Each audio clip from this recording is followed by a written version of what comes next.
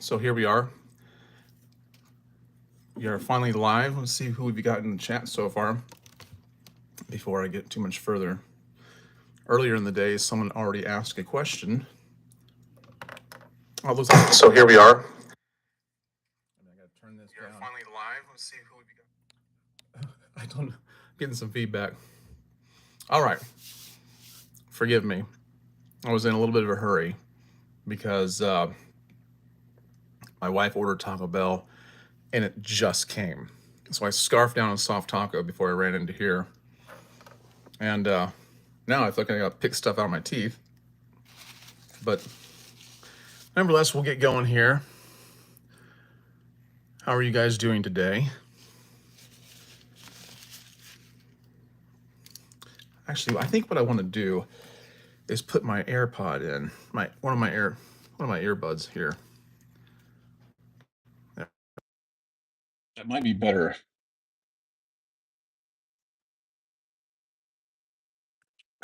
You know what? I'm getting some feedback on this thing. All right. Hey, Santa Tom. Good to see you in here. And Paul, Sith with no name, back again. Yes, you are. Yes, you are. You know, Santa Tom, I was thinking about you a couple days ago. I was driving down the east side of town, and I was going right by Saddle Creek Corporation. And I thought I should stop and take a picture and send it to Tom. But hey, Gary. All right. So let me know how the sound is, and tell me if you see any kind of problems. Please share this with me because I am still new to this. And oh, Tom, you said you're gonna be in Lakeland on June 1st. We're gonna have to make something happen. All right, Jay says good evening. Okay, so Gary says sound is good. Good. It sounds great. So, yeah, Tom, I was thinking about sending you a picture. Anyway, where was I? I think I lost my train of thought. Still boarding at the station. My oh my. Oh yeah, I know what it was. So I'm still new at this live streaming thing. I'm shooting vertical tonight because I don't know, the idea just came to my mind. Like, is there an advantage to shooting vertically? So I looked it up, and YouTube says yes. There's a trade-off, but YouTube says that that if you shoot vertically, they actually your video actually shows up in shorts. Likewise, so you get more engagement than you would if you just shot, landscape mode. The trade-off is you get more trolls. So hopefully that won't happen, but we'll find out. Okay, so that's C-Dub. Thank you very much. You said not buffering tonight. That's what I wanted to know. I'm shooting completely on my phone here. Well, I had to before. What was the problem then? I don't know. If it starts to buffer, I want to know, because what I'll do is I'll take it off of Wi-Fi and use my data and see if that makes any difference. I'm looking into a lot of different things right now, a lot of different options. Streaming services like StreamYard. There's another one I'm looking at called EV Mux. Because, oh, I know what it was. I was having trouble with OBS, the streaming service that it's really popular. As it turns out, I think that my computer is just not powerful enough for that service. So I think that might have been one of the main culprits in my struggle the other night. So I'm looking at a couple different things, and this is what I want to know from you guys. If you are familiar, and I know as Santa Tom you are, if you're familiar with using streaming services, or maybe you just use your phone, I don't know. But if you're familiar with like StreamYard or anything else like that, let me know. Let me know what your thoughts are, pros and cons. Would you say thumbs up or thumbs down to any of those? Because, I don't want to do the free options because they're not meant to be appetizing. So I will invest some money into a streaming service, but, I want to do it wisely. All right. All right. Gary says OBS was too complex for me, so I went with StreamYard. Okay. Okay. See, that's what I'm thinking too. Is I was watching like videos on OBS versus StreamYard, and it was just it sounded like OBS is just not for me. They make it sound like it's very complicated if you want to invite guests in, and that's something I definitely want to do with this channel in live streams. I want to have guests come in. I'm talking to Jeff Boncristiano about it, and I'd probably be having him come on in some of these beer product companies. So yeah, I am looking at stuff like that, but StreamYard seemed really easy. So I actually played around with StreamYard this morning and kind of tried it for free on a private live video, and it was so easy. So that I have a feeling it's probably what I'll end up going with. But I looked at EV Mux also. So Gary says StreamYard is pretty good, 20 hours free a month, okay? Or $35 a month on annual plan, pay at once, or $45 month by month. Yeah, I see they have several different options there. Several different options. So yeah. Gary, were you in my live stream Tuesday night? I'm trying to think if I recognized you or not here. By the way, guys, let me know where you are from. Let me know where you're from. I know that Santa Tom is out of Texas, and I reside in Lakeland, Florida, which is more or less right in the middle of Florida. We're kind of situated between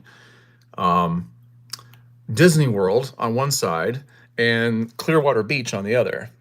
It's a great place to live. I love living here, and it's right around 74 degrees tonight. Slight breeze. It's a beautiful evening out.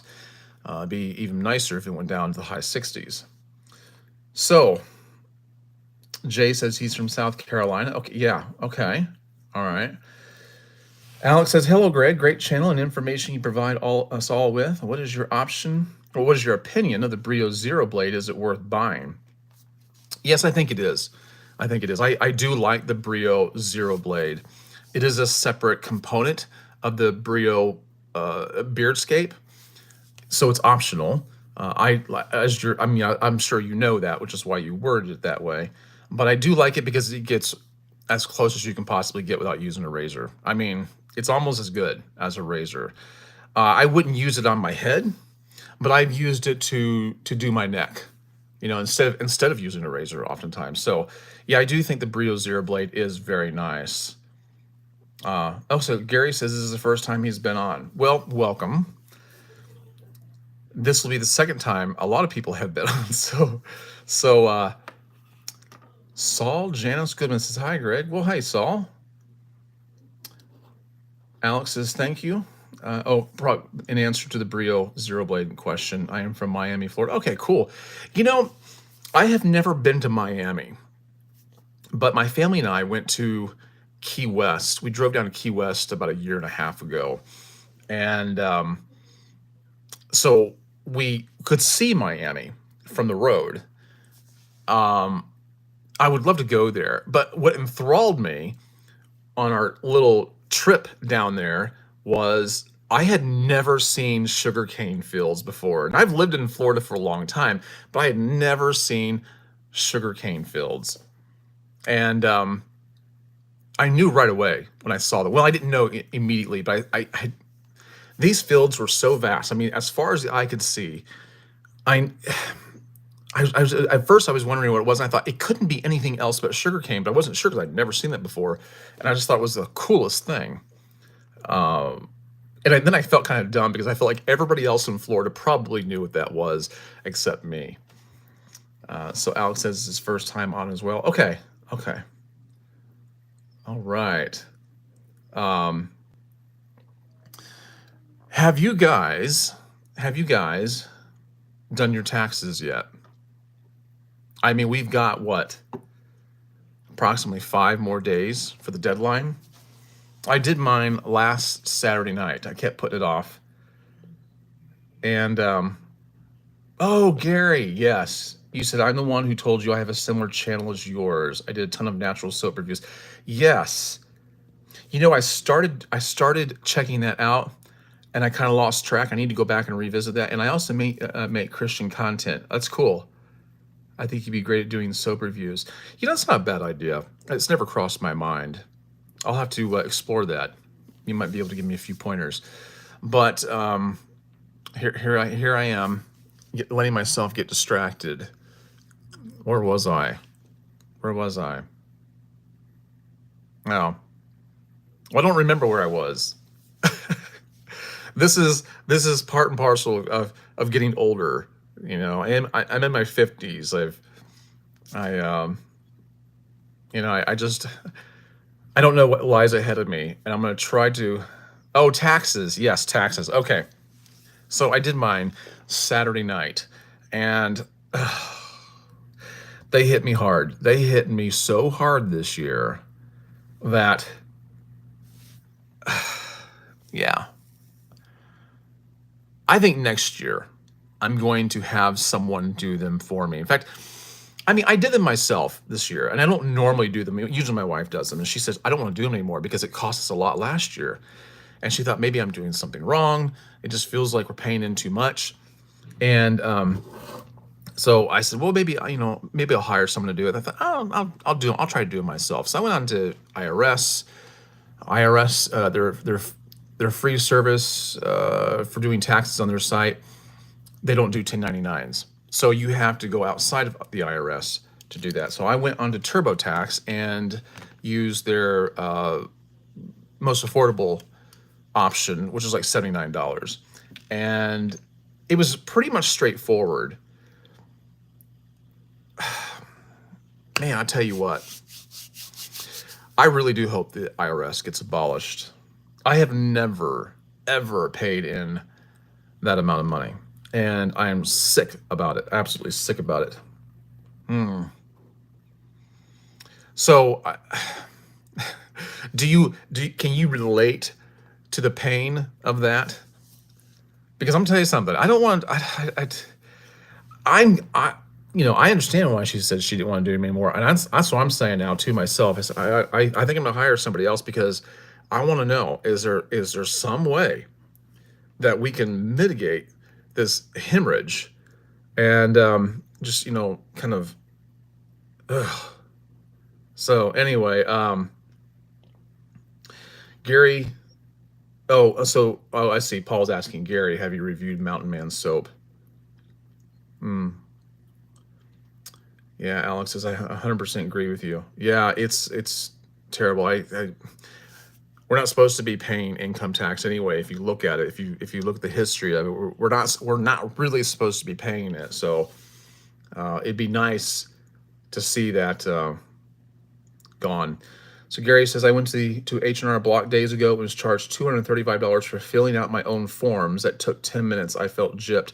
That's what I was afraid of. That's literally what I was afraid of. And having done it on TurboTax, it made me feel like that's probably exactly what I would have encountered. It was pretty easy. They already have access to all of your tax information anyway. Okay. So there's nothing that they're missing. You just got to answer the questions, and you can only answer them so many different ways. So I don't see how I could have gone wrong. They filled out the forms. Okay. Yeah, 235, and I thought that's about what it would be. It was about $235. That's why I did not want to do that. Well, Jay says we use TurboTax also, very easy and semi-painless. Well, yeah, I found it easy to use, but the the final result it can make a grown man cry, I'll tell you what. But that's what happens, I guess. That's part of life. But as an old friend of mine used to say, it's only money. I used to ask him that when I saw that he wasn't making any money and he had a business and he was struggling. And I said, how do you do it? How do you do it, Rich? It's only money. It's only money. And it might have been a pat answer, but I kind of get it. Sometimes you have to have a little bit of an attitude like that in order to not go crazy. Or I am drinking Pepsi tonight, which I was the other night too. Okay, Alex says, would like to share with you and all Black Force supplements which have used and have great benefits. Has anyone else heard of them? No, I certainly haven't. Um, Johnny Fitz. I am doing well. I am doing well. I am not reeling anymore from the shock of the IRS drain. uh, so anyway, one of the things I was going to mention tonight, because I'd like to think that I actually have a point to make for a video instead of just coming on here and acting like I'm just providing a service by just talking. Which, I mean, that's not bad, I guess, but I want you to have some kind of a takeaway from all of this. And so I've got a laptop on this side over here and a laptop on this side over here. This one over here is a touchscreen. This one's not, and I keep wanting to like use my one that's not a touchscreen as a touchscreen. It's just not working. Okay, so anyway, I guess the overall theme for tonight would be that there is an advantage in appearing kind of stupid or kind of crazy sometimes. Not only is there an advantage to that at times, because you don't always want to appear that way, but I also want to stress that you don't want to underestimate people that appear kind of dumb, because they might be using that to their advantage. So to illustrate my point here tonight, I want to read a story to you here. I've been thinking about this story for days because I thought about, I did make a video about this a couple years ago, and I've thought about remaking it because I just love this. I just love this. Now, do you know who James Thurber is? Do you know who James Thurber is? Well, if you've ever watched The Secret Life of Walter Mitty with Ben Stiller in it, that story is an old story of his. Now, he used to write kind of kooky, quirky stories decades and decades ago, okay? I think they were mostly popular in the 50s. They kind of reminded me of Lemony Snicket, you know, that kind of odd. And but they're funny. They have very funny takeaways. So this is this is a good story. I want you to listen to this, and I think you'll get a chuckle out of it. This story is called The Unicorn in the Garden. This is very, very short, by the way, so don't turn your ears away. Listen to this very carefully. Once upon a sunny morning, a man who sat in a breakfast nook looked up from his scrambled eggs to see a white unicorn with a gold horn quietly cropping the roses in the garden. The man went up to the bedroom where his wife was still asleep and woke her. "There's a unicorn in the garden," he said, "eating roses." She opened one unfriendly eye and looked at him. "The unicorn is a mythical beast," she said, and turned her back on him. The man walked slowly downstairs and out into the garden. The unicorn was still there. He was now browsing among the tulips. "Here, unicorn," said the man, and pulled up a lily and gave it to him. The unicorn ate it gravely. With a high heart, because there was a unicorn in his garden, the man went upstairs to rouse his wife again. "The unicorn," he said, "ate a lily." His wife sat up in bed and looked at him coldly. "You are a booby, and I am going to have you put in the booby hatch."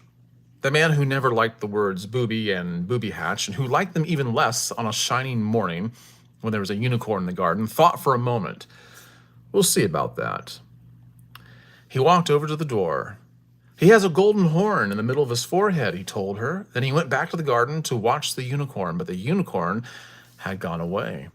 The man sat down among the roses and went to sleep.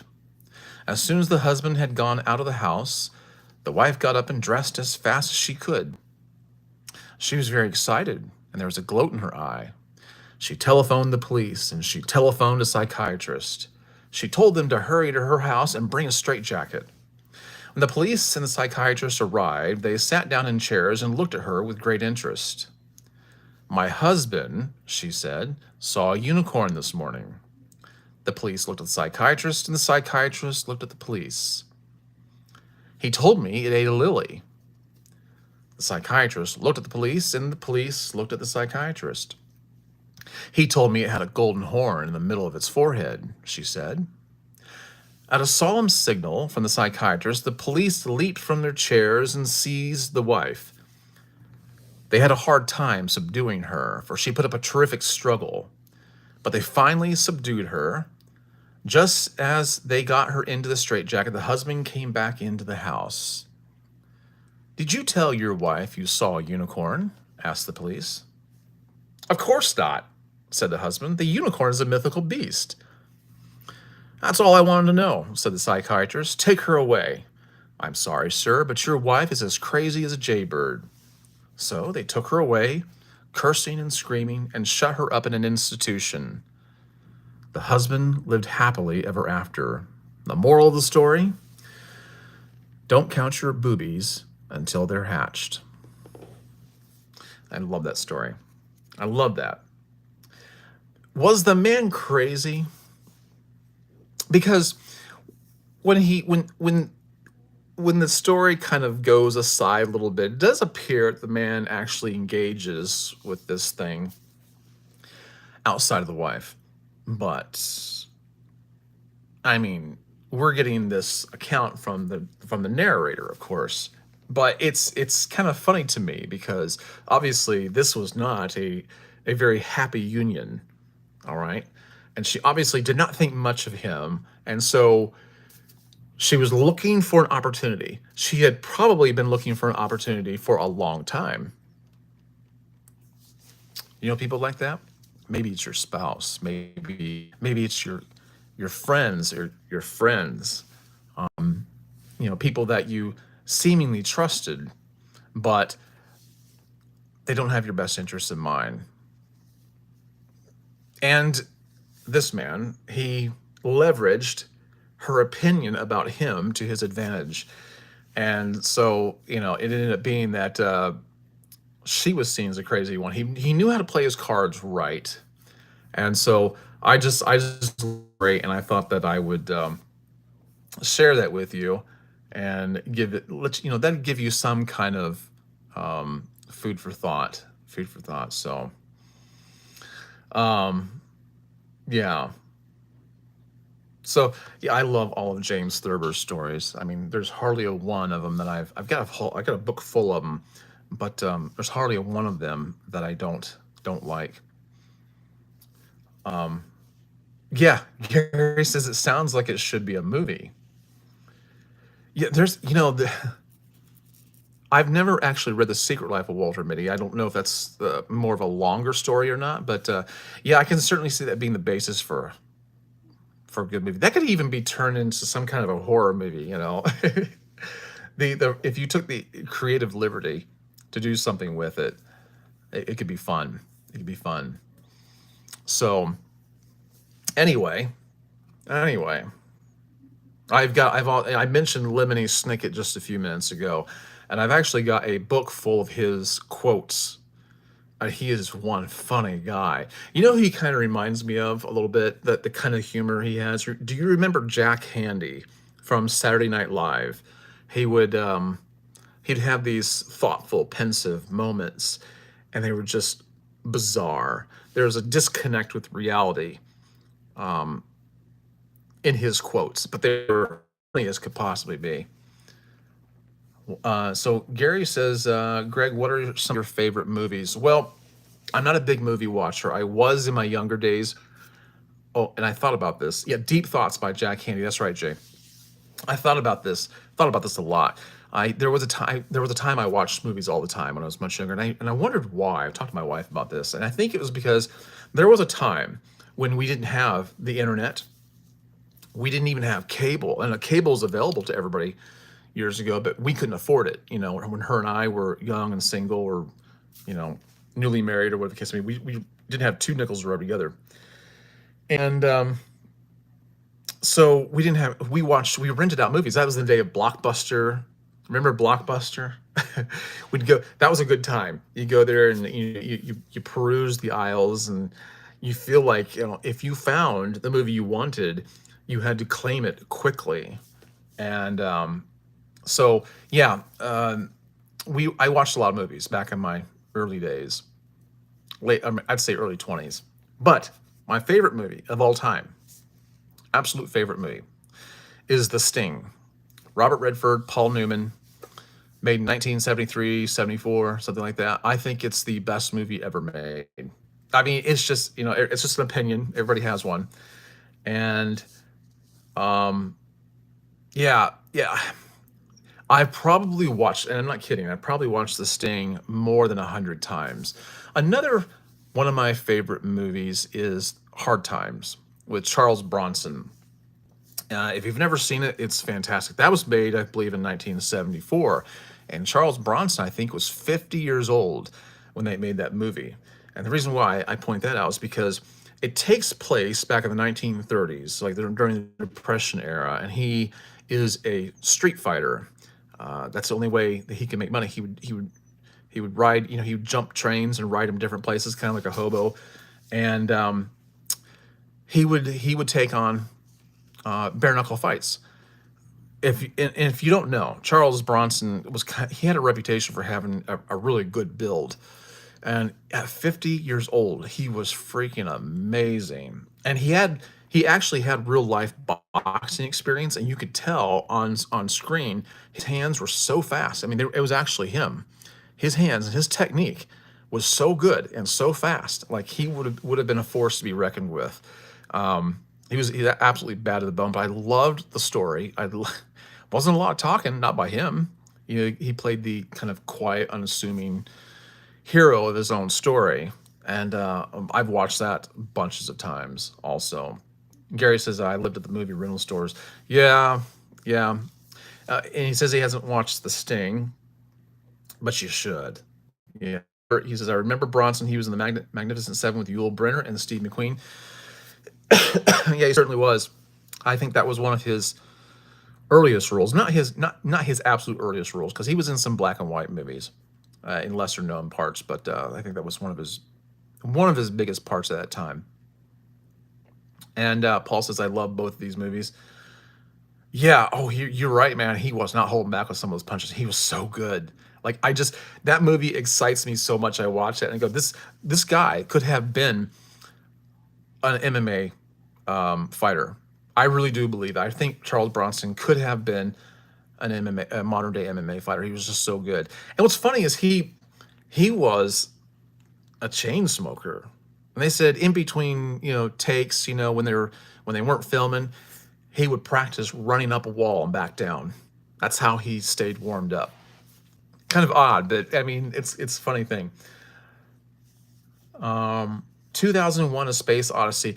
I watched that for the first time. I don't know. It was within the past 10 years, and I had read the book. I think it was what's his name? Who wrote that? I don't want to look it up, but I read a couple of his books and I really liked them. And I liked that. I did read 2001: Space Odyssey. I liked it so much I decided to watch the movie. I liked the movie, but the book was better, as they always say. And yeah, it was enjoyable. It's a very iconic movie, isn't it? I think who made that? Stanley Kubrick.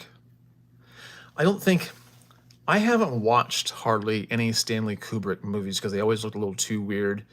But I know he made Eyes Wide Shut, which I watched parts of. Um, yeah, Forrest Gump. Forrest Gump yeah, that's a tremendously good movie. I mean,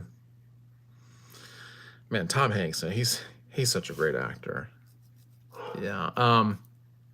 So we went to Savannah. We went to Savannah, Georgia, about 2 years ago, likewise. And if you've never been there, it's absolutely beautiful. You should walk down there in the squares they have, and I got to see where they actually filmed that scene where he's sitting on the park bench. And it's very pretty. Of course, the bench is not there anymore. I think it's in California somewhere. Someone made a video about that lately. Excuse me. Yes, but yeah, that was a good movie, and just to see where they actually shot that was pretty cool too. The Godfather, The Godfather. I've never seen that, but I know it's supposed to be one of the best movies of all time, and I know the book is supposed to be really, really good. Mario Puzo. You know, I've I've really need to I need really need to catch up on some of my ideas for making videos. One of my I'll make a video. So if you watch them regularly, if you haven't subscribed to my channel, do so. But I I kind of go out in the field and look at things, talk about things, and one of the places I want to take you guys to is Southgate Shopping Plaza here in Lakeland because that's where they filmed scenes from Edward Scissorhands, and I was actually down there the day they shot those scenes from the movie. And so I got to see Johnny Depp and Winona Ryder and Anthony Michael Hall, and I got to watch them film all the. I knew a lot of the people that were extras in that movie, and so what's funny is that I haven't seen some of these people in years. I don't know them, but they were familiar faces. But when I watch that movie, I can see them in the background, and of course they don't age. They don't age at all. But yeah, I would love to talk about that in the video. And what's funny is that during their lunch break, I was sitting on a bench with a lady. She was just kind of resting her heels. I was sitting on a bench in front of Publix, which is a grocery store, big grocery store chain down here in Florida, and in a couple of other states. But I was sitting there talking to this lady who was an extra in the movie. She's one of the neighbor ladies, actually. Well, not really an extra. She was one of the neighbor ladies, and we were talking, and I was just loving the conversation. And there was this pretty girl walking down the sidewalk toward me, a pretty blonde girl. And I thought I'd seen her in the movie, like when they were shooting the movie, the scenes in the movie. She's walking down the sidewalk, and I looked at her, and she looked at me, and I was a huge flirt. I was a huge flirt. And I smiled at her, and she smiled, and she kind of waved at me and just walked right in front of me. And I just like stared at her the whole time. And I was like, wow. And the lady who was old enough to be my mother that I was talking to, she goes, "You know who that is, right?" And I go, "No." She goes, "That's Winona Ryder." I go, "Oh." She goes, "You know who that is? You know who Winona Ryder is, right?" And I go, She goes, "Well, have you seen Heathers and Beetlejuice?" I go, "Yeah." And I go, "Oh well." She had this. I'd never seen her in blonde hair before. I mean, I knew she was in the movie, but yeah, I flirted with Winona Ryder, and that was when she was dating Johnny Depp. So yeah, you know what? I don't care. I would have gone for it, because of my theory is that they're doing stuff somewhere sometime, right? I mean, you just never know. Yes, I would have shot my shot with her. Like I would have tried. I would have tried. Yeah, I don't care. I don't care because that would have been a great story to tell the rest of my life. Nobody would believe me, I'm sure. But yeah, I got to flirt with Winona Ryder. She looked at me and she smiled at me and she's cute. So I like watching that movie just for that. And there's a number of movies that's been shot in Lakeland that I'd like to go around and talk to you guys about. But it was kind of cool at that point. When I saw Anthony Michael Hall, I knew who he was, but I couldn't believe how much bigger he looked in real life than what I thought he looked on screen. But he had grown up, and mind you guys. I mean, like I said, I got to see Johnny Depp in full Edward Scissorhands gear, filming certain scenes over and over again. I saw Tim Burton. In fact, I walked up during one of the breaks. I walked straight up to Tim Burton, and I asked him. I said, or I approached him. I said, "Listen." He had a crowd of people around him, and I said, "Listen, I really want to be a Hollywood stuntman. That was what I wanted to be more than anything else in life." I said, "I want to be a Hollywood stuntman, but I don't know how. I don't know. This is the day. Like I said, this is before the internet. It's like 1990 or something. This is before the internet, and before you couldn't access information like you do now." And he really impressed me because he said, I said, because I asked him, I said, well, is there anything you can tell me? Is there any way you can help me? And I hate to bother you, but I know you're really busy. He goes, you know what? He goes, I would love to talk to you, but you're right. I am really busy. I wish I could help you, but I really can't right now. I'm sorry. And I was so impressed with that because I guess I would have thought that someone of his ilk or someone of his pedigree, so to speak, would have blown me off and kind of, you know, just walked on top of me. But he didn't. He was actually very kind to me, and I was just thoroughly impressed with the way he handled me because I was a nobody compared to him. I was probably 20 years old, you know, and so yeah. Gary says he used to work at Publix in high school. I'll tell you what, I love Publix. It's a great. There is no grocery store like it, in my opinion. And Greg the stunt man. Yeah, I'll tell you what, man. That was what I wanted my life to be. And that was when they first started the Indiana Jones stunt show over in what is it? MGM Studios, I think it is.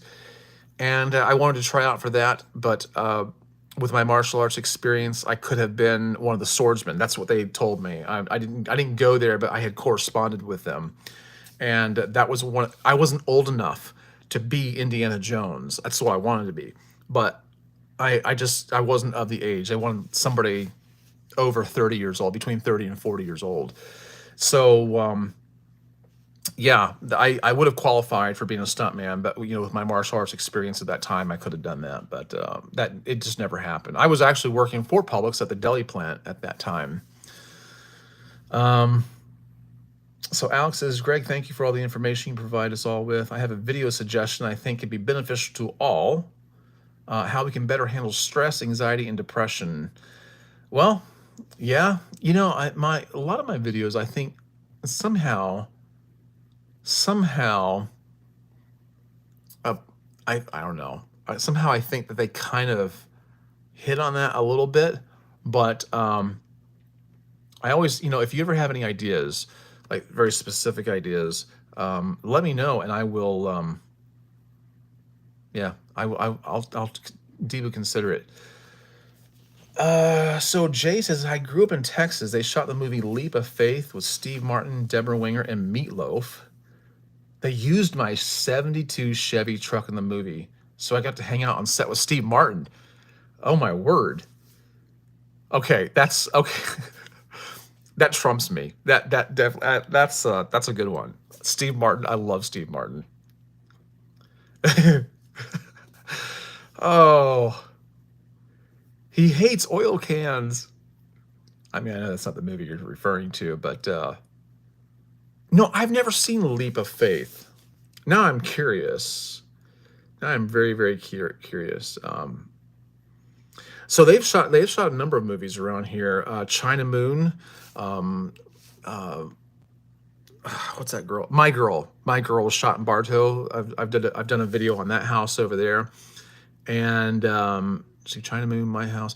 Oh, Wilder Napalm with Dennis Quaid was shot here in Lakeland, and they used the mobile home that one of my coworkers lived in, and right down the road from where my wife grew up. And he told me that there's a lot of dogs, or still is a lot of dogs in that area, and the director was getting very irritated with all the dogs barking, and told Don, with my coworker, he's retired now, but my coworker at the time is an older guy. I said, "Can you get these dogs to shut up?" He says, "Yeah, I'll get him to shut up." So he fed the dogs peanut butter, and they stopped barking. That's all I know. That's all I know. Greg, you could have been Colt Seavers' The Fall. Let me tell you something. That was my dream, right there. I loved The Fall Guy. I mean, I love the show, The Fall Guy. Absolutely. Oh man. And the best theme song probably of any show out there. I love The Fall Guy. I desperately wanted to be that Hollywood stuntman. And that was during a day when a lot of stunts, if you watch the movies from the 70s and 80s, a lot of the car chases and crashes and whatnot were very real. This is the day. Those are the days before CGI. So a lot of the falls and jumps and crashes and stuff like this were very much more dangerous than they are now. But that's exactly what I would have liked. Another great movie, Gladiator with Russell Crowe. Yeah, Gladiator was phenomenal. Great, great writing, and Russell Crowe killed it. Well, probably poor choice of words, but you know what I mean. Do you like Kill Bill? I love Kill Bill. I love Kill Bill. I mean, that movie is very graphic novel like, and yeah, Steve Martin is just naturally funny. That's how the old school guys used to be. Yeah, he was just naturally funny. Now most of them try too hard. I agree. I agree. Well, we live in a time when people are trying to figure out what everyone else has done to be successful and they want to emulate that. And to some degree, that makes sense. And to some degree, that's tolerable. But it's just gone too far. People lack creative depth. They're always looking to piggyback on someone else. And so, yeah, Colt's truck was sick. Yes, it was. Oh, I love that truck. Man, I've always wanted to try. My wife, she hates big trucks like that.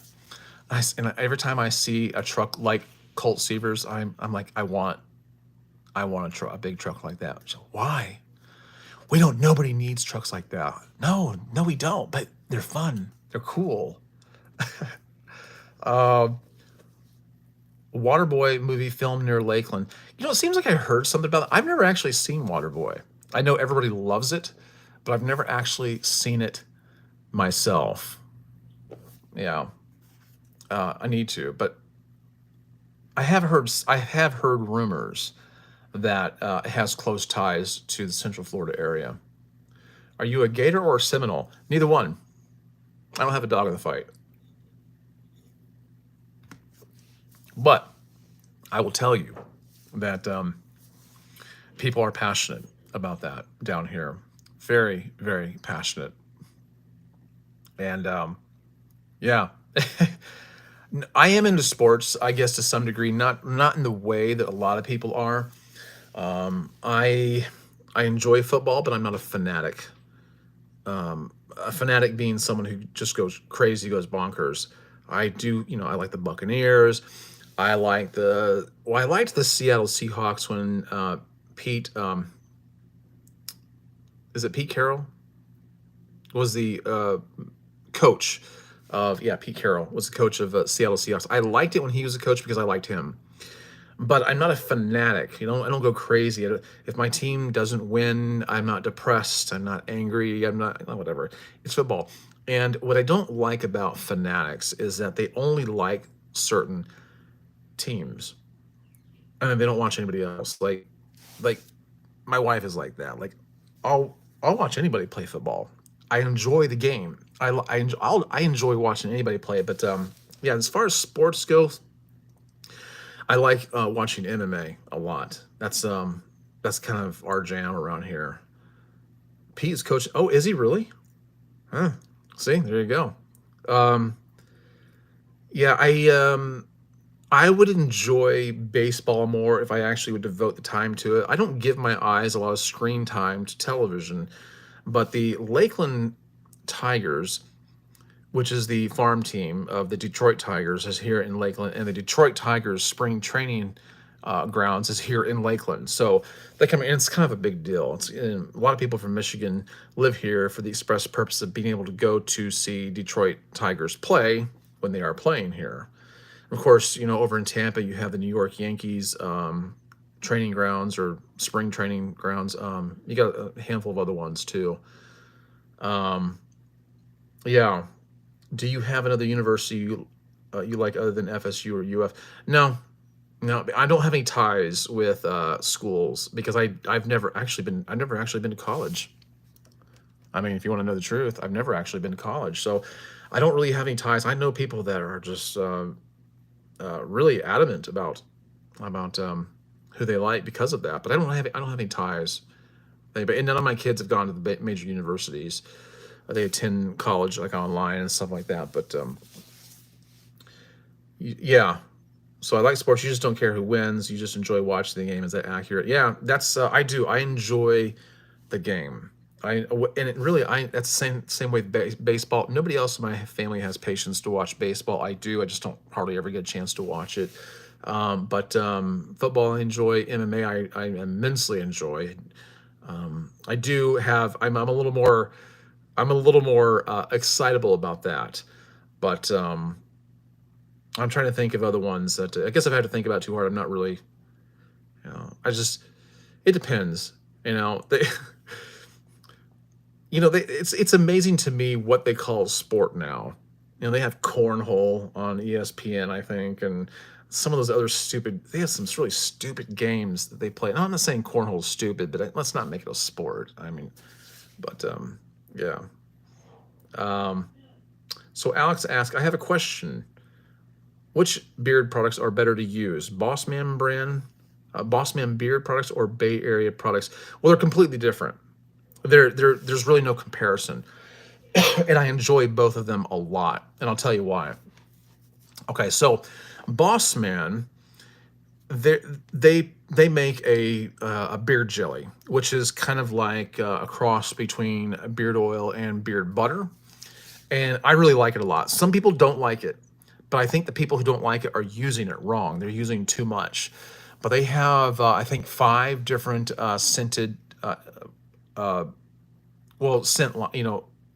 they have five different beard jellies, five different scents. I like that because they've kept it simple, and you can always count on them. I do enjoy them a lot. They do have pomade, which I've not used a lot because it's a lot heavier.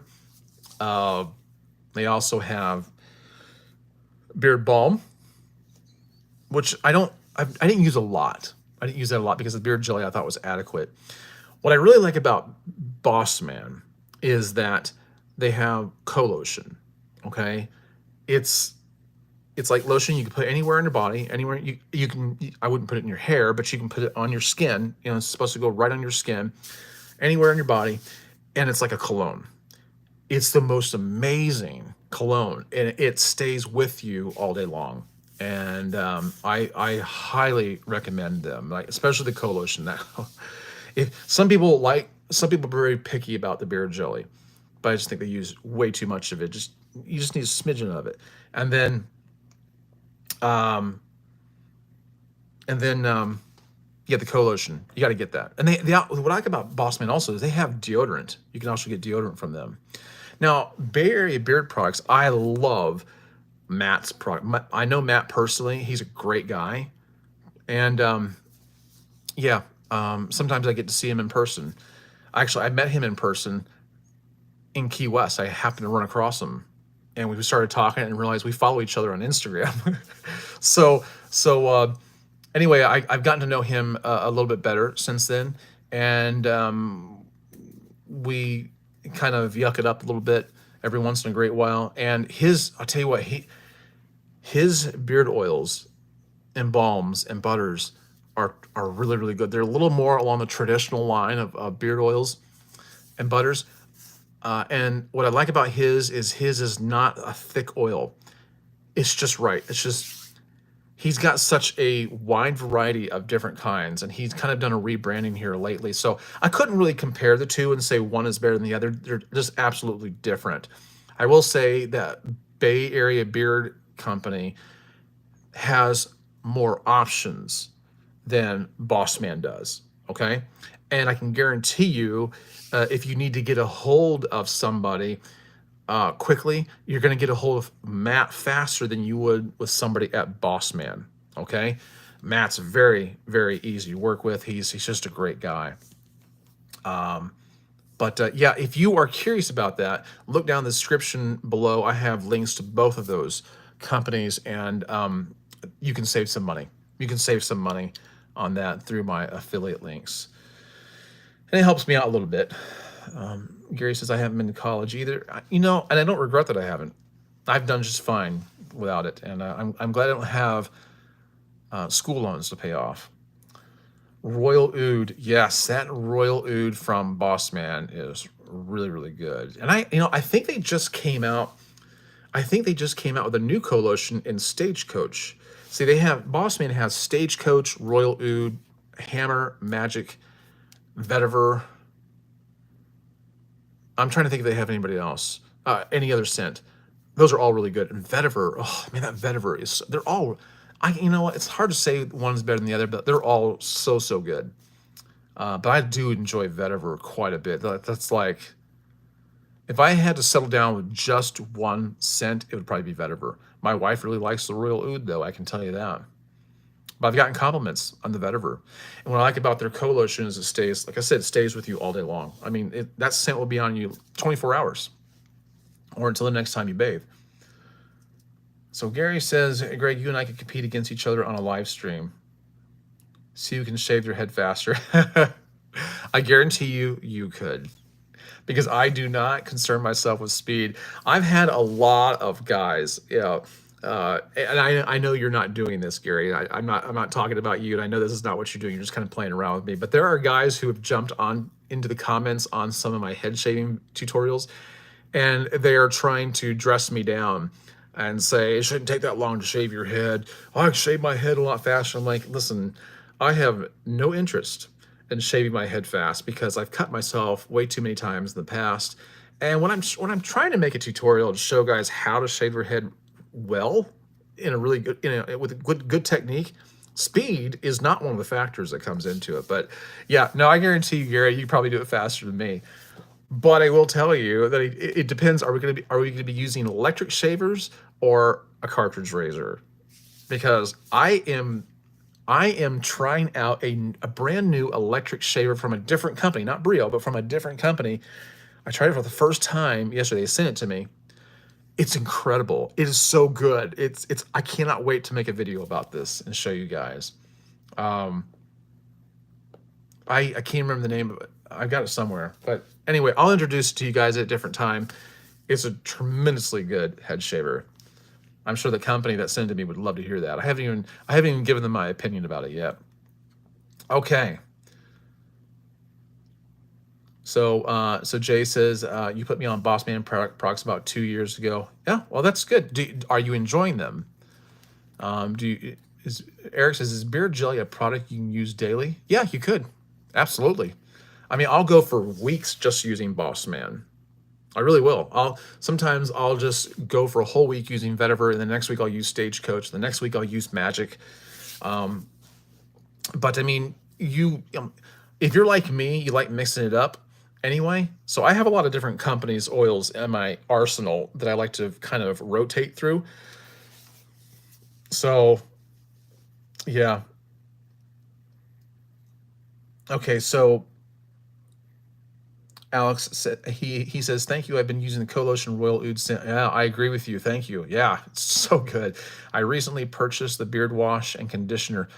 Oh yeah, their conditioner. What do they call that? What do they call that? I can't. Their conditioner is some of the best. I tell you what. Like, I don't have any of their beard wash. I don't feel like I need it. Their beard conditioner is so good. We're talking about Boss Man here. Oh no, he's talking about Bay Area. No, Bay Area has really good. I'm sorry, I spoke out of turn there. I'm not thinking right. I recently purchased the beard wash conditioner to try Bay Area beard products for the first time. Yes, Bay Area beard products. I even told Matt. I said, Matt, you have some of the best beard wash I've ever used and a conditioner. Because there are companies that I like. I might like their oil. I might like their balms. I might like their butters. But sometimes their beard wash really suffers. I can think of one company right now where you try to dispense the beard wash into your hand and it comes out like water. Like, what's the point? It does nothing. I don't understand where the compromise was made. I don't know why it was made. So, yeah, Jay says, matter of fact, we chatted in IG and spoke of your brother from Minnesota who was in Myrtle Beach during the hurricane. Wow, that goes back a ways, doesn't it? I don't remember that. Wow, I didn't realize we went back that far, Eric. I mean, Jay. Eric says, I enjoy doing things slow. Yeah. Yeah, Yeah, I'm kind of the same way too. Gary says, Greg, I always go slow when I shave my head. I am very thorough. You sound like me. I, in fact, I probably, Gary, I probably take too long doing things. Guys tell me all the time it shouldn't take that long to do this or that. I'm like, yeah, you know what? But I'm very, I'm not obsessive compulsive, but I am very picky. Like I'm very, very thorough. Thorough is probably the best word, like you said. So Alex says, I use the Boss Man Stagecoach scent beard jelly and pomade Stagecoach. Yeah, Stagecoach is wonderful because it has that Stagecoach has that leather shop type of a scent. Have you ever walked into a shop where they have like saddles, boots, belts, all leather? That's what it smells like. And I can't get enough of that. I can't get enough of that. Eric says, we need to do a live stream with multiple people on.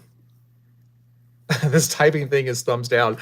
You know what? That's why I'm looking into StreamYard and other things like that too, because I want to have a guest on here. Now you can do that with YouTube. I think you can have like one other person on here. I have not explored that yet. I'm just getting my feet wet with this, and I'm hoping that every time I do this, I do it just a little bit better, learn just a little bit more, and hoping within the next couple of live streams to start utilizing a really good streaming service. It was actually very reassuring to me to have someone else tell me in the feed here in the chat that OBS was too complex for them, because I thought maybe I was the only one. I thought I was nuts. Yeah.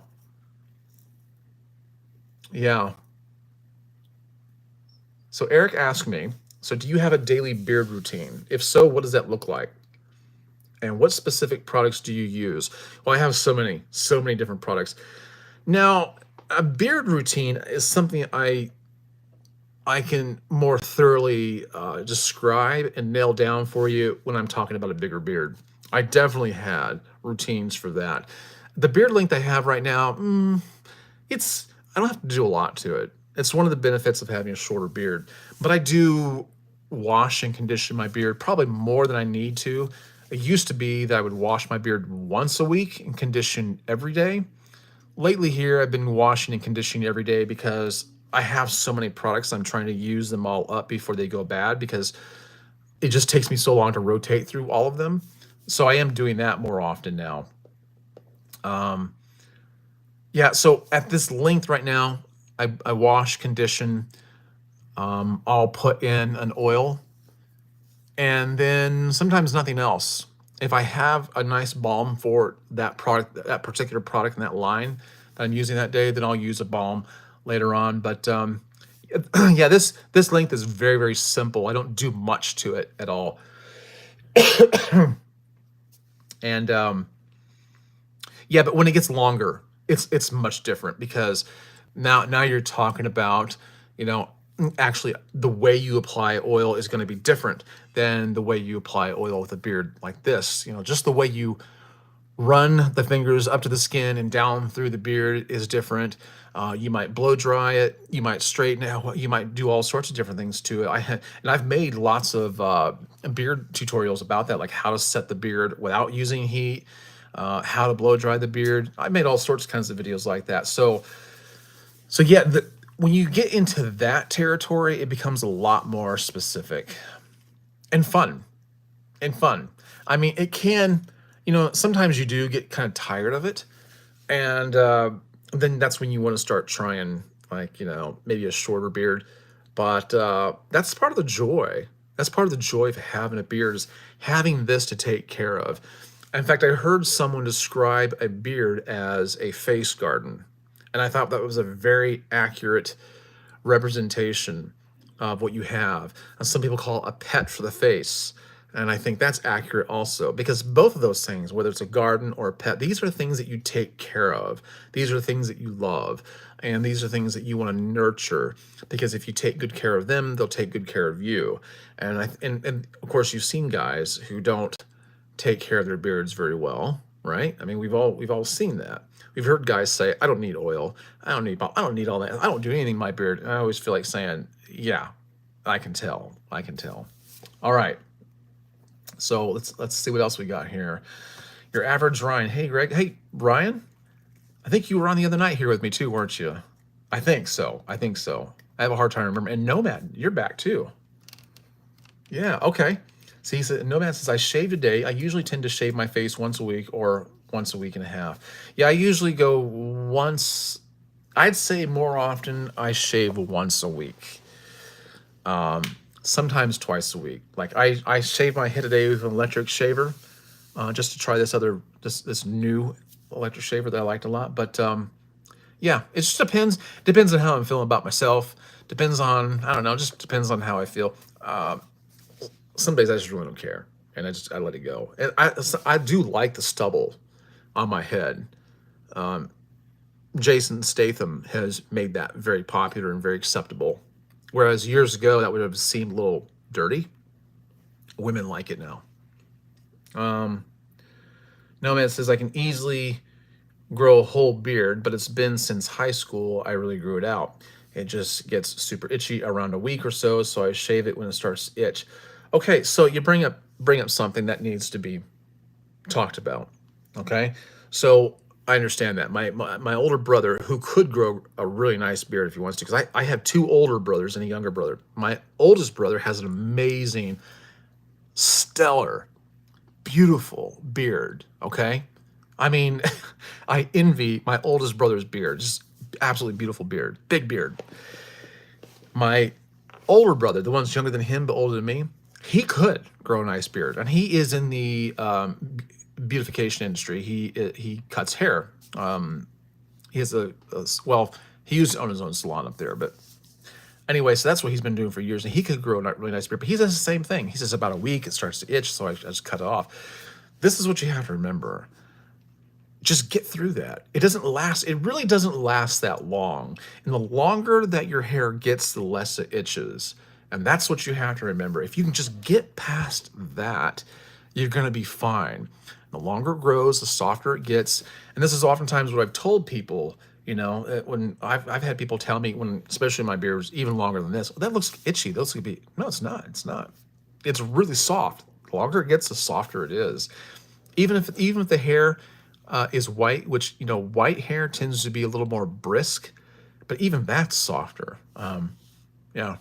Okay, so yeah, I would say give it a chance. If you really want to grow a beard, just give it more of a chance than a week. Try to get past the itchy phase. Apply some oil if you need to kind of get you through it. So Jay says, have you tried Suavecito or heard of it? Yes, I've heard of it, but I've never tried it. Have you? Do you like it? Okay.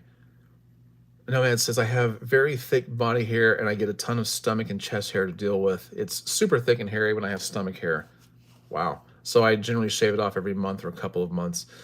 Yeah, I can certainly understand that. I would imagine that probably would make you hotter. I don't shave my chest very often, my chest and stomach hair. I have a lot of chest hair, but I don't have a lot of stomach hair. But every 4 months maybe, I'll shave. Not shave it. I'll trim. I'll trim all of it off, and I don't shave it because the skin gets too irritated. It gets irritated too easy.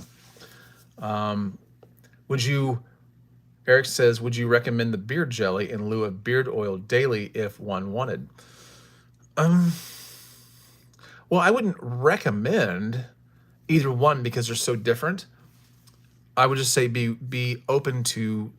I'd say it's more like being open to switching them on and off when you want to. As I don't like to use any one thing for very long. Like Bay Area Beard Products is one of my favorite companies of all time. I mean, they are right up there at the very top shelf. Bay Area Beard Company, just wonderful. But even that, I don't want to use like all the time. I could. In fact, if I had to choose, okay, now that I've thought about it just a little bit here in talking about it, if I had to choose between one or the other, I think I'd go with Bay Area Beard Company. I think I would be happy longer if I could only use products from one company. But I mean, that's not really a realistic scenario. But yeah, if I don't know if that answers your question very well, but that's what I think. Your average Ryan says, "Yeah, that's me. I'm Anthony. However, my son Ryan took over my YouTube account." Okay, that probably doesn't pertain to me, I guess. Wash Eric asks, "Wash, condition, beard jelly, good to go." I guess it's a question mark there, so I don't know if he's asking me or if he's just commenting. Nomad says, "I find it interesting how your beard has an interesting asymmetry between black and white." You know what? It didn't used to be like this, and it kind of I kind of like it because it's unique in a way. But I'm glad you like it. But it's kind of been challenging for me. One of the things that it really one of the areas where it really became a challenge for me was when I'm trimming my mustache and I'm taking pictures for, Instagram or for a thumbnail. And it always looked like my mustache was trimmed asymmetrically. But I go to the mirror and I look at it and go, no, it's trimmed exactly the same way on both sides. But because of the color, the difference in color pattern, it looks like it lays different. It looks like it's different lengths, but it's really not. And it kind of like messes things up for me a little bit in that arena. But it is kind of strange how this side is so white and this side it's not so black. But there was a time when my whole beard was a lot darker. I mean, I didn't start growing a beard until my mid 40s, and I always had some gray in my beard, but this is really running away with itself now. And I don't mind. I mean, I don't mind having a completely white or gray beard. I don't mind at all. But this whole thing of like it doesn't know what it wants to do. But it is very odd. I don't know. And I'm not gonna dye my beard. I wouldn't even consider it. Yeah, no messes. I like that look. I tell you, I'm enjoying it while I have it because this is all going to go away. Not the hair, but the color. It's all going to go away eventually. Jay says I have the butter rum scent in Suavecito. Is that what you're talking about? I don't know. Butter rum sounds really good. I know it sounds like I'm jumping the subject here, but did you know that Hershey's has Harry Potter butter beer Hershey Kisses out now? Yeah. Have you ever had butter beer? I mean, it tastes like butterscotch, right? I had it at Universal. It's really, really good. But this is the first time I've ever seen butter beer Hershey Kisses, and maybe it has to do with the whole Epic Universe thing going on over at Universal Studios now. I don't know. I want to try it though. I'm gonna try it. Maybe I should try it on here. Maybe I should do a live stream trying the butter beer Hershey Kisses. Okay. Nomad says I will likely get my haircut this weekend. Been a good 2+ months since I had a haircut. I'm glad I don't have to worry about that anymore. Like I haven't. Okay.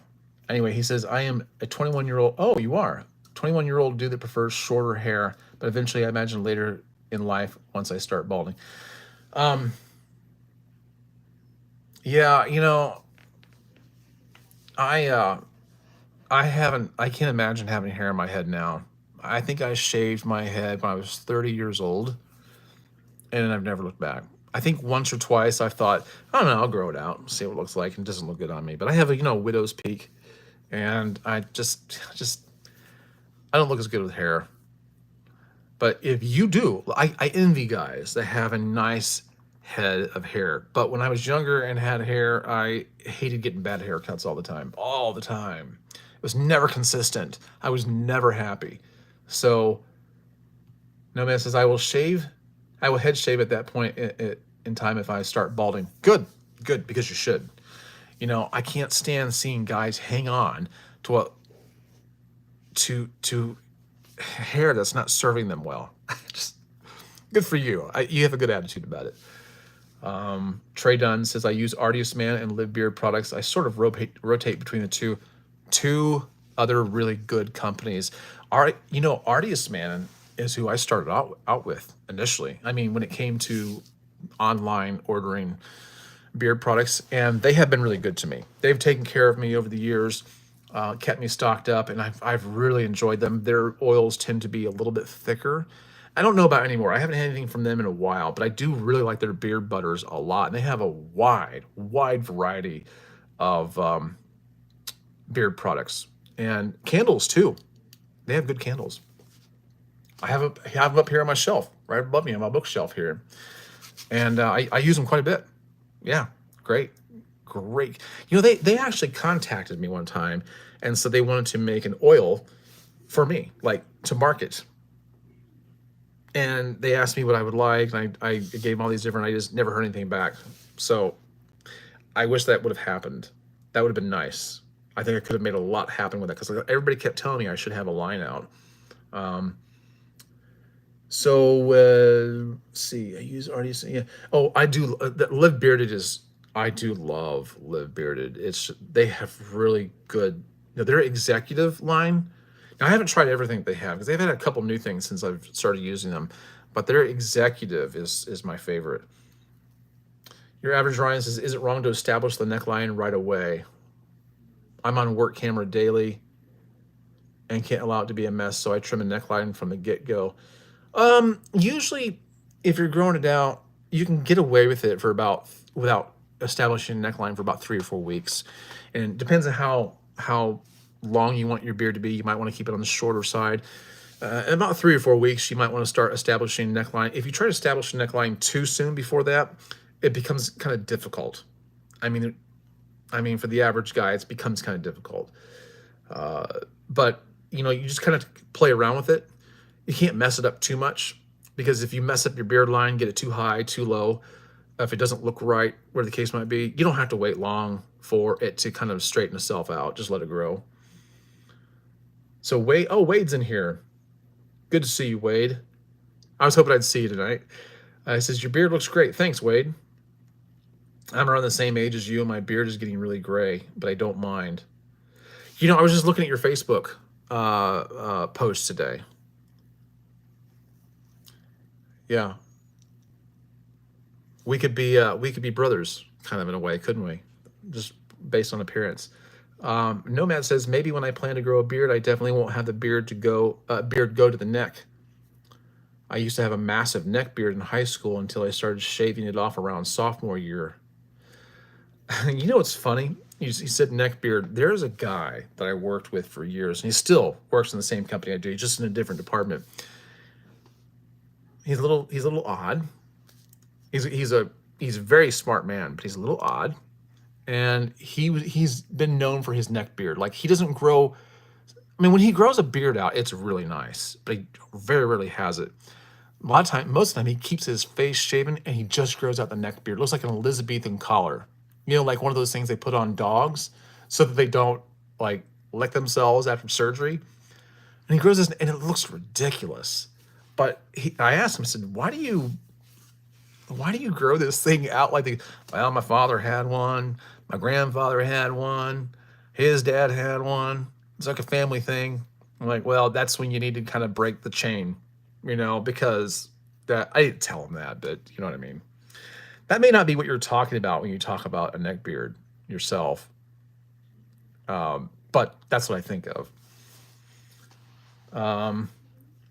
So Paul says, I had a beard at 15. Wow. Wow. I had a mustache at 15, but I didn't have a beard. High school senior year, I dressed up as a teacher for the first 2 weeks. And all the freshmen thought I was a teacher the whole year long. That's funny. That's funny. Nomad says, my dad is 60 and he has a huge bald spot, and a lot of his hair is gone, but he refuses to shave his head. Okay. You know what you do? You get some duct tape. Tape him down to a chair, and I don't know. You can do what you want, but yeah, I don't know, man. I just don't understand that. I just don't understand just not going with it. Guys don't understand. So many men don't understand that they would look exponentially better bald. And another thing, women love bald heads. I don't care what anybody tells you or what you've been led to believe. Women love bald heads. They prefer it. They do not like it when you're not when you're not taking the cues, okay? So Jay says you could have named your beard oil Fall Guy. You know, that's a really good idea. That's a really good idea. Maybe, right? Gary says, Greg, bald seems like the right fit for you. It's the same with me. Just look better bald. Yeah. Well, you know, there's all sorts of psychological reasons for that. The way other people perceive you, the way they see you. Uh, People tend to look at bald men as being tougher, stronger, more leader-like, whether you are or not. Um, yeah, there's a whole psychological. Maybe I should make a video about that. Maybe I should make a video about that. But it's true. There's a whole psychological component behind that. So I don't think I've had any buffering on here tonight, have I? I mean, so far it looks really, really good. I'm really happy about that. Where are we at here? Yeah, Nomad says a lot of guys are like that. I don't know why. Yeah, I don't either. I have no idea why either. I know he'd look a lot better bald.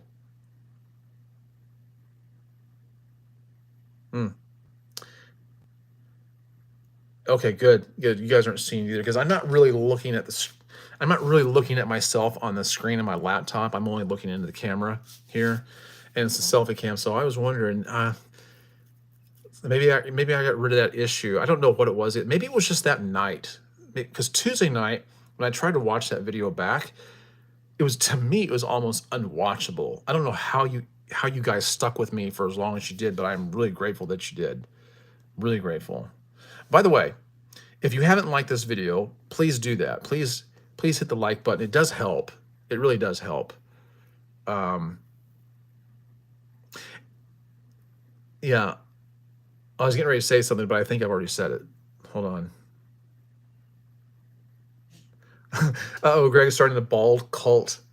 Yes. Yes. That sounds like a good aftershave lotion name. Bald cult. Right? I should start marketing that. Thank you very much. Ever heard of Bald Cafe? Yes, it's been a long time. You know, I really used to like his videos. I need to look him back up. Is he still making videos? Because I enjoyed his stuff quite a bit. I think he used to play around with the beard too. He'd grow it out, shave it off. If I'm thinking about the right guy, I'm pretty sure I am. But I used to really enjoy his videos.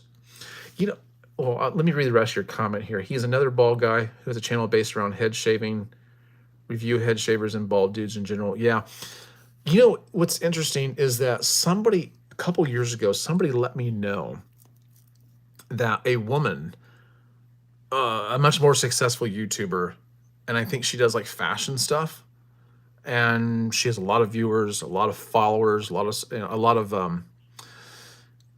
the numbers are on her side, is what I'm trying to say. She's very successful in YouTube, and she was doing she made a video on the best hairstyles for men that women like, something along that line. And she actually talked about the bald head and how women like it. And she used a picture of me, one of my thumbnails from one of my head shaving tutorials. And I was very flattered. I didn't care that she didn't ask me. I was just flattered to be on her channel. And I don't know that anything resulted from that, but she was a very attractive woman, by the way. Very, very attractive woman. So I was flattered that she thought that my picture would have been good for that. So, hey, I'm happy about that. I'll take it. It's a win. I put that in the win category. But I'm gonna have to look at Bald Cafe. Now that you said that, I'm really, you know, I'm gonna go on to a different tab here and look him up and see if he's still got anything going. Bald Cafe. Oh, didn't mean to hit that one. So he's got 238,000 subscribers.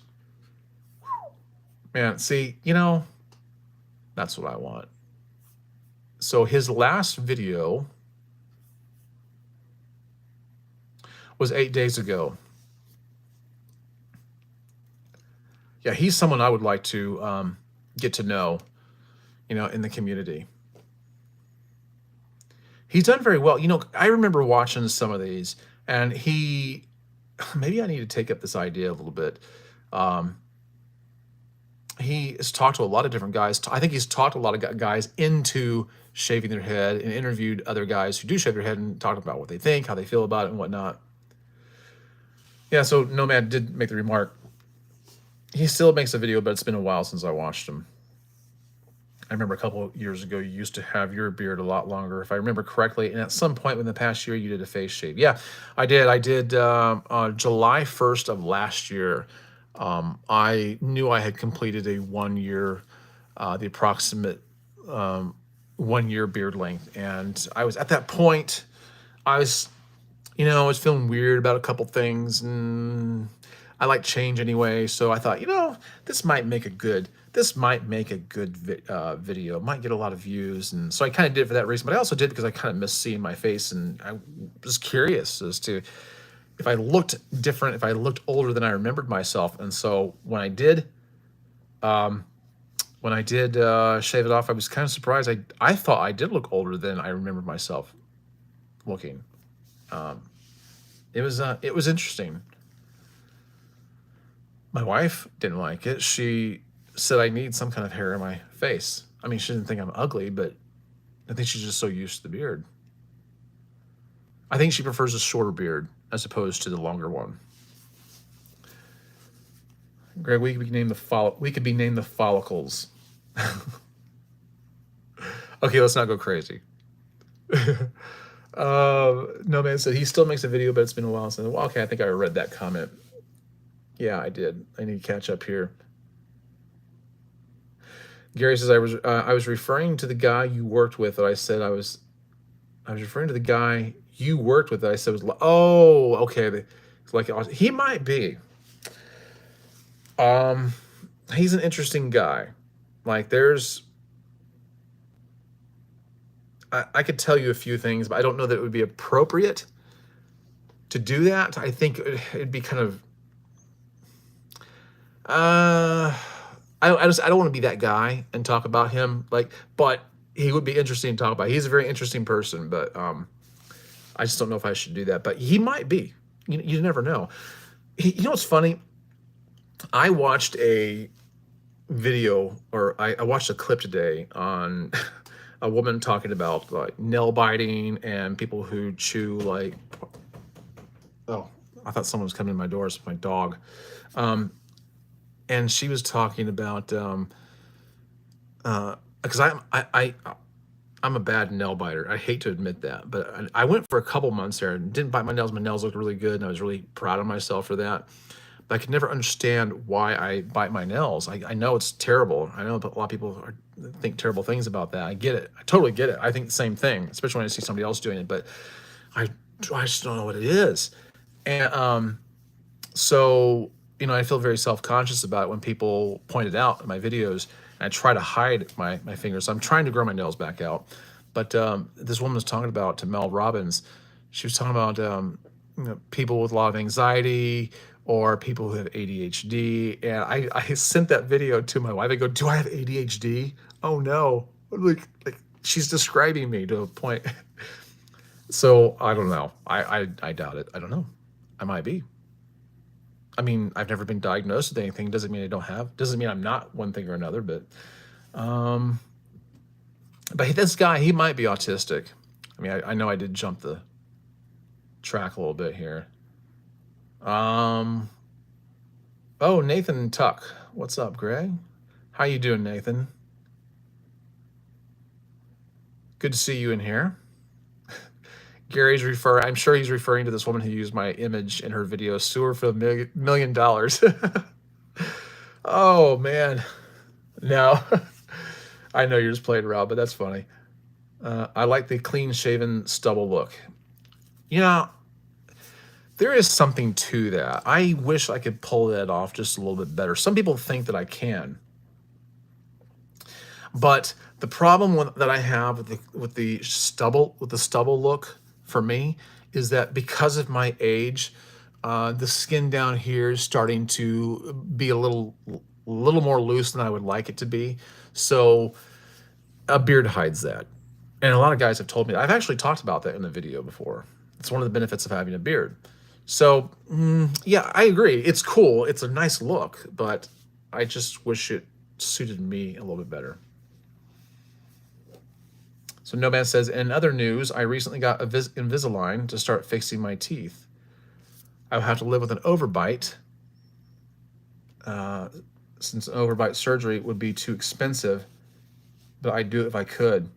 Well, I've always had, when I was younger, my overbite used to be a lot more pronounced. I don't know what happened, but it's not so bad now. I mean, I have a slight overbite, but not like what you're talking about.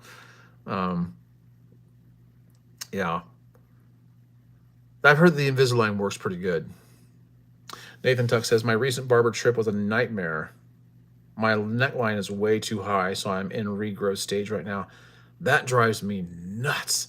This is why I hate going to barbers, and it's why I make beard trimming tutorials, because if I'm going to make the mistakes, I'll make them on myself. I'm getting tired of paying somebody to make the mistakes. At least if I make the mistakes on me, it's free. It's free. So, yeah, I mean, I'd rather have the mistakes done for free. I just got so sick of barbers. I really did. I just felt like a lot of them just didn't know what they were talking about. And other people have different ideas of what they think looks best on you. It doesn't matter what you tell them, they don't listen to you. So it's better to try to figure out, how to make it look right yourself. Let's see what else we got here.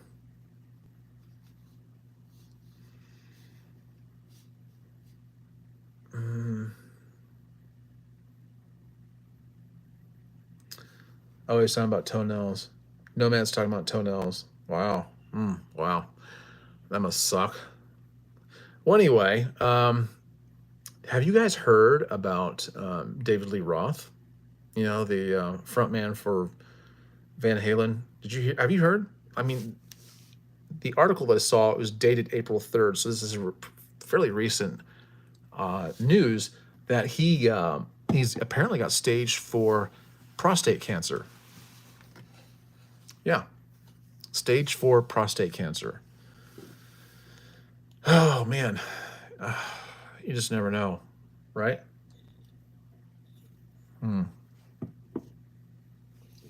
Yeah, Nathan says that must suck. LOL. Yeah, poor choice of words on my part, right? Really poor choice of words on my part.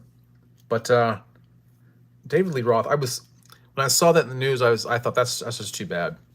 But it made me think of something I saw, some quotes I saw by David Lee Roth just not too long ago, and they're funny. He's a really funny guy. So here we are at the 88-minute mark, and on page 88 of this book. What a great time. I guess it's just meant to be. Here are some quotes by David Lee Roth. Listen to this. He said, I used to jog, but the ice cubes kept falling out of my glass. He also said, it's not whether you win or lose, it's how good you look doing it. Okay. Now listen, if you're going to lose, you might as well look good doing it. All right.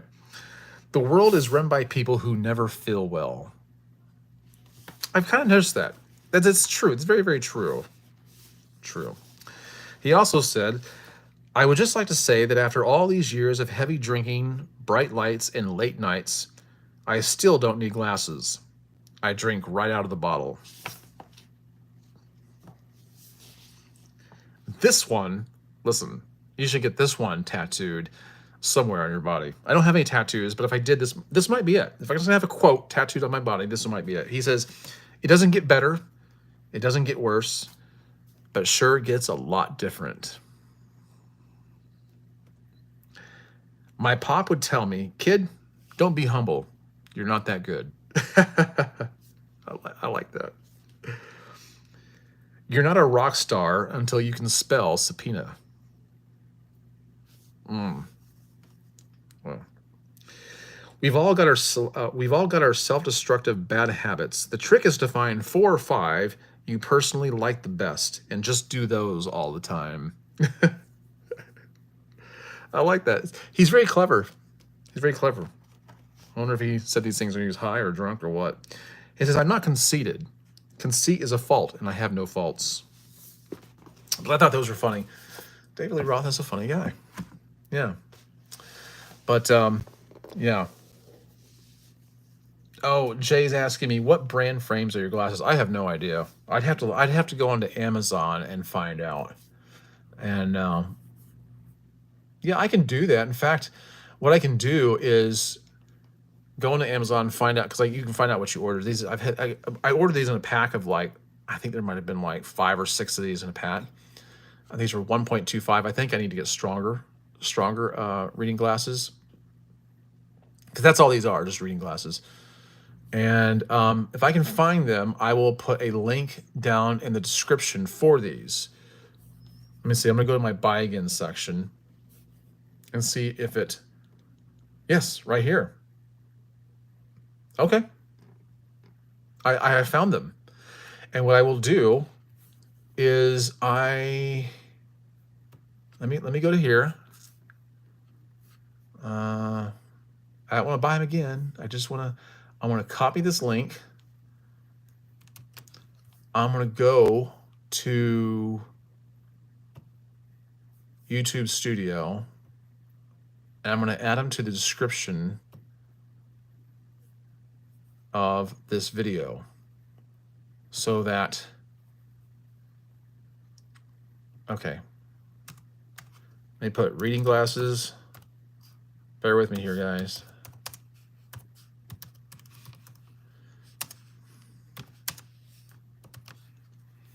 Okay. Okay, they are now in the description. If you want these reading glasses, you can go find them. I put the Amazon link in there, and I like these. I've got like, let me see how many comes in a pack.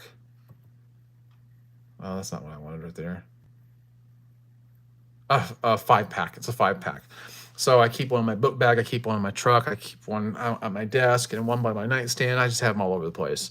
And these are 1.25, but like I said, I think I need to go stronger with these. Yeah. Yeah, Gary says, I feel bad. He's talking about David Lee Roth. He says, I feel bad for him. I hope he believes the gospel. I hope he does too. You know, I think we'd be surprised at how many people do that we wouldn't think would. Trey says, I'm back, had a power outage for about 15 minutes. Oh, okay. Where do you live? I don't mean like what street do you live on. I mean like what I asked earlier, what, where everybody is from. Where are you from, Trey? See, I work in the utility industry, and we respond to power outages and stuff like that. Sometimes I cause them. Yes, I cause power outages in respective homes. When people don't pay their bill, I shut them off. It encourages them to go pay their bill, and it works. It works. And some people might think that's horrible, but we kind of think it's horrible when you use our services and you don't pay for them. So, yeah. Okay, it's not horrible. I mean, things happen. It's just expected. It's just a part of business. So, I'm rambling at this point. Jay says, you demand. Thank you, sir. Thank you. Thank you. Whatever I can do to help. Whatever I can do to help. And this is kind of, one of the reasons why I like doing, I wanted to do things like this, is make myself immediately accessible to you guys so that we could have these conversations about whatever. Let me know if you're enjoying this tonight. Let me know if you think that this kind of format, this approach to the live stream is pleasant, if it's practical. Oh, you're about 75 miles south of Atlanta near LaGrange. So my mother, who just recently passed away, she lived in Gainesville, Georgia, up there. And I tell you, I love Georgia. Georgia is just so beautiful. There are so many things to do up there. But I don't remember seeing LaGrange on the map. I'll have to look it up. Gary said, I recently had to get stronger reading glasses.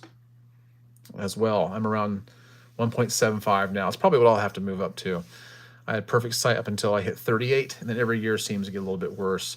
Yeah, yeah, my ability, my ability to see things close up started to be compromised, I think, in my early 40s, but I would not concede until I was about 45. And I finally got reading glasses. Like, wow, I see so much better now. I used to have perfect vision, whether it was near or far. I can see far away. I can see things at a distance perfectly, like in Ultra HD. But not when it's like I used to. Didn't matter where it was at. I used to be able to see fine all the time, and now it's just terrible up close. Trace is very much enjoying the live stream. Oh, okay. Even though I enjoyed late, I joined late. That's okay. That's okay because I plan on doing these more or less on a regular basis, and just kind of trying to get a feel of how to do the live streams, which way to shoot them, what streaming service to use, and whatnot, and and trying to get a feel for what time works best for you guys. Because honestly, guys, there's a lot to compete with in terms of shooting a live stream. Because in the beer community, there's a lot of guys that do have their own live streams going on, and I certainly don't want to pick my time around the same time they do it because I won't get anybody on here. But yeah, so we've been on here for over an hour and a half, which is about what we did last time. But I've really been enjoying hanging out with you guys, and getting to know you guys a little bit better. The back and forth is good for me. I hope it's good for you. That didn't sound right. Nothing about that sounded right. All right. I really like the informal format. I do too. I was kind of nervous about doing the live stream initially because I was like, what am I going to say? Like when I make videos, I think long and hard about what I'm going to talk about. Sometimes, not all the time. Sometimes I'm very extemporaneous, but those are a little more thought out. And my fear of getting on here doing the live stream was I'm not going to, my dog keeps banging against the door. My fear was I'm going to run out of things to say. But thankfully, I've had a good turnout with you with all of this, and you guys are very communicative, and that just tickles me to death. It makes it so much easier. I thought for the most part, because you've seen live streams where guys have had nobody on there, they're just talking to themselves. I thought that's what I was going to have to do. But what I like about the informal format is I get to be a little more myself, because I'm not just trying to make a point. I'm just making myself available. That's the difference. I think the key to live streams is consistency. Yeah, well, you're probably right, Nathan. We're going to find out. Because I'm hoping that I hope I can go somewhere with this. I was saying this the other night too, that I would also like to do walking live streams, because I like to make walk tour videos or just kind of like get out and about, walk around, and I could put my phone on a gimbal. I even have an Insta360 X4 camera, and I have a Pocket 3 camera, and all those can go live on YouTube also, and I can walk around and make videos doing that, and just converse with you guys. And I watch videos where guys do that, and they look very enjoyable, and you can kind of see where I live, not my house, but the town I live in, and show you the sights, and just maybe go to Disney Village or Disney Springs. I used to call it Disney Village, Disney Springs, stuff like that. You just show you what they have in Central Florida, and they think that would be fun. I like to visit small towns and walk around, and it'd be fun to do live shoots like that.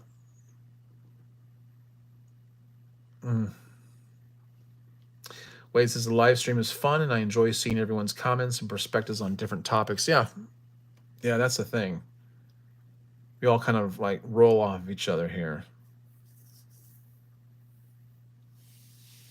Yeah, Nomad says usually most live streams are super fast, and I can't get my words in, which is why I like this format. Yeah, I have very little concern with for how long I'm doing this because a lot of videos I've watched about guys talking about their live streams, they sometimes they go for hours. As long as we have stuff to talk about, I don't mind doing that. I mean, at some point I gotta quit, but you should introduce us to your dog. I thought about it. I thought about it. We have two in our house. One is my youngest son's dog. He's 8. My son is 18. My youngest son is 18, and he's got an Australian cattle dog, and he's a really young dog. He's still kind of lanky. And someone's saying there's a spider on my blind behind me. Really? I don't see anything.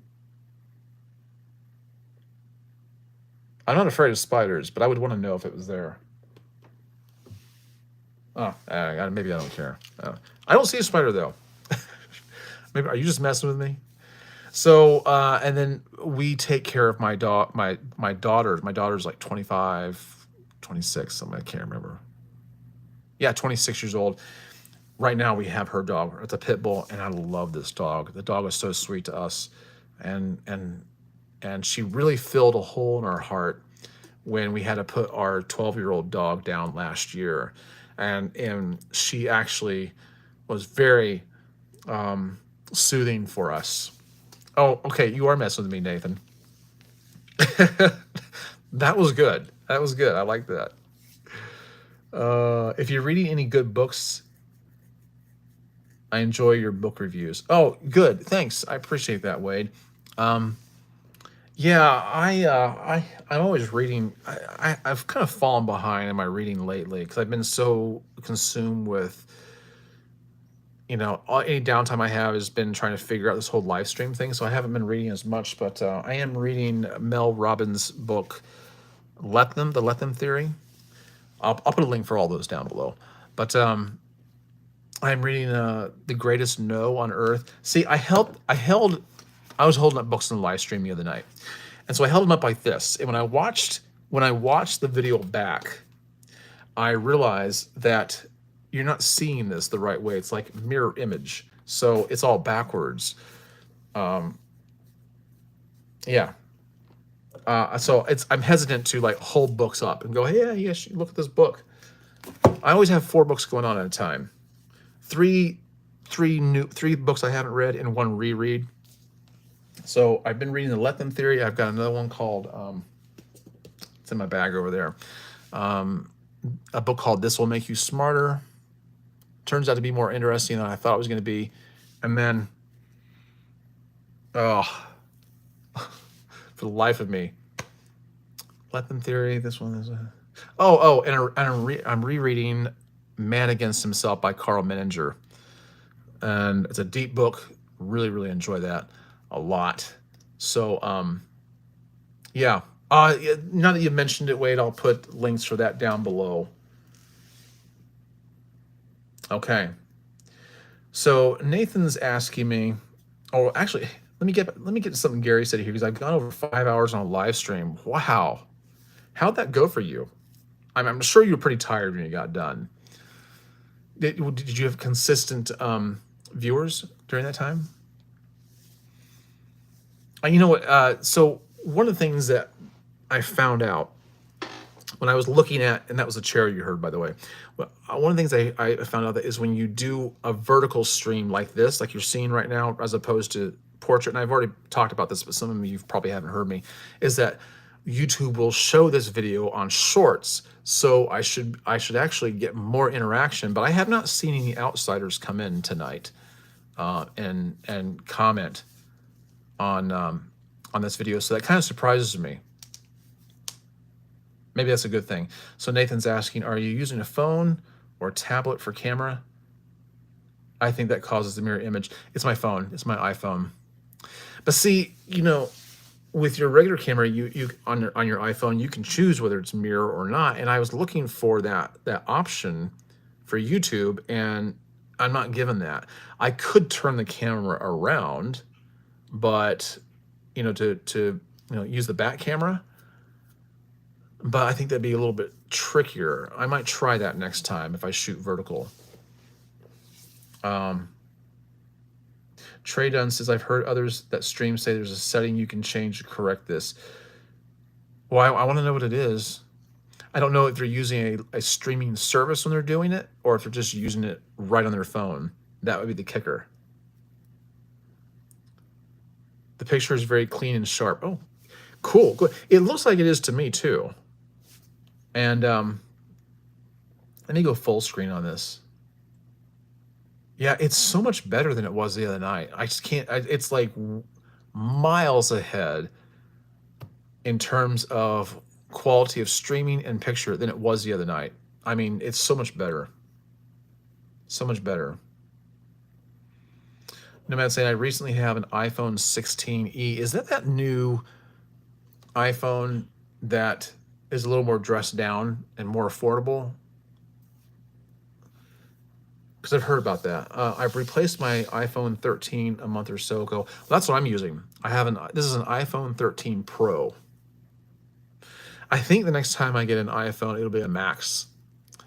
Because, unfortunately, because of my eyes, even this almost isn't big enough anymore. I mean, I know you can expand a screen to make words bigger and whatnot, but I think I'm just going to get a Max next time. Yeah. But, yeah. So let me ask you guys something. I see that I've got 16 viewers on here right now. Let me ask you this. What are you watching this live stream on? Are you watching it on your phones? Are you watching it on your tablet, your laptop, your TV? I'm curious about that. And I have a reason for asking because, you know, typically quality of picture varies on different platforms. So, you know, it's something I take in consideration when I'm looking at different options. So, Nomad's on his Mac. Patrick, oh, hey, Patrick. He's on his phone. Wade's on his iPhone. Paul's on his phone. Okay. Well, I mean, statistically speaking, YouTube says most people watch videos on their phone. So, yeah. I'm curious, is this showing in 1080 or... Oh, it is. See, this is strange to me. Because when I shoot in landscape, it only shows it in 720. So you're actually getting this in 1080. That's pretty nice. That's why it looks so much better. I'm typing the comments on a tablet. Gary says, I usually only have like 15 to 30 viewers at a time on live stream. The view count stays consistent if I stay on topic. But if I go off, then I will drop down to like 8 to 10 viewers. It seems like my viewership has been pretty consistent most of the night. Been somewhere around that 15, 16, 17 viewer mark. And then I noticed that when you get done and you end streaming, it seems to report something different. So, Nomad says, I have rarely ever watched videos on my phone. Oh, okay. So you must be watching on a tablet then. Yeah. Well, you know, I think people just watch them on their phones most of the time because that's what they have. That's what they have. Well, I'm wondering if it's a good time to wrap this up. I think that if you guys are up to it, if you guys feel good about it, I think I could do this at least every Tuesday and Thursday night. And I do want to play around with my other cameras, like my X4 and Gary says he's on his Mac desktop. Okay. So, all right. See you later, Nomad. So, thanks for being here tonight. But yeah, Tuesdays and Thursday nights I think would work good for me.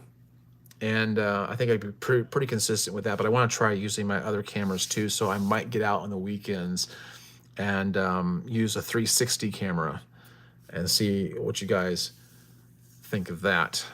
And my Pocket 3. I like throwing things up against the wall to see what will stick.